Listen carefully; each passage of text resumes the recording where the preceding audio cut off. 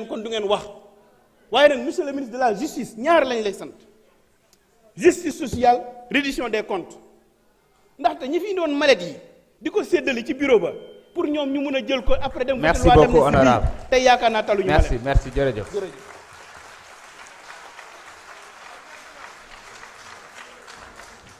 merci donc honorable député Ismaïla Diallo vous avez la parole.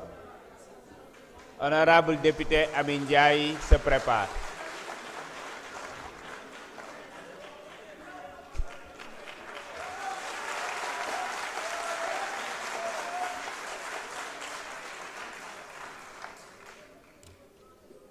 Merci, Monsieur le Président, Monsieur le ministre de la Justice, garde des Sceaux et collaborateurs,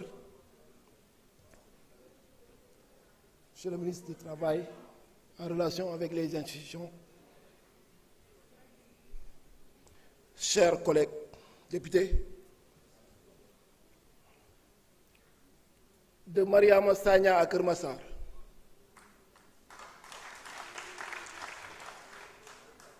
violé, puis tué, assassiné, j'allais dire, de Cheikh Koli à Bignona, tué par balle,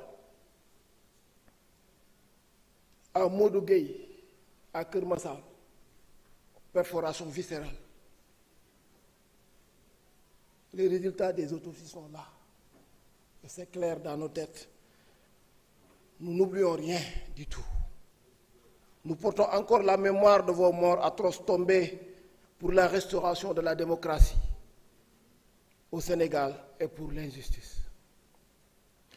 À Bignona, nous avions fait la promesse, votre sacrifice ne sera pas vain. Aujourd'hui, on en est là. Aujourd'hui, le peuple sénégalais a tenu cette promesse. Par son vote massif, il a plébiscité le PASTEF. Il a choisi l'espoir, la justice, la rupture. Mais il est important de rappeler une chose essentielle. Une loi est générale et impersonnelle.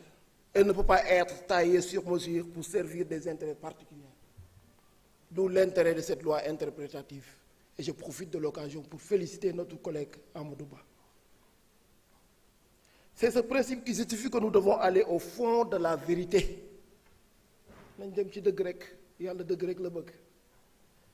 Car souvenons-nous, lors des manifestations, les autorités policières elles-mêmes affirmaient que les hommes armés qui tiraient sur les manifestants n'étaient pas des policiers.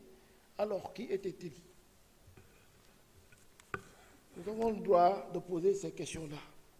D'où venaient ces armes? Qui les a données? Parce que, à ce que je sache, ce sont des armes de guerre qui ne devraient jamais se retrouver entre les mains des civils. Oui, c'est des armes de guerre. Nous avons le devoir d'exiger des réponses, monsieur le ministre de la Justice. Pas par vengeance, mais par respect pour les morts, par respect pour la République. Et pour plus jamais cela ne se reproduise ici au Sénégal. Monsieur le ministre de la Justice, la balle, la vraie balle qui mérite d'être tirée est dans votre camp.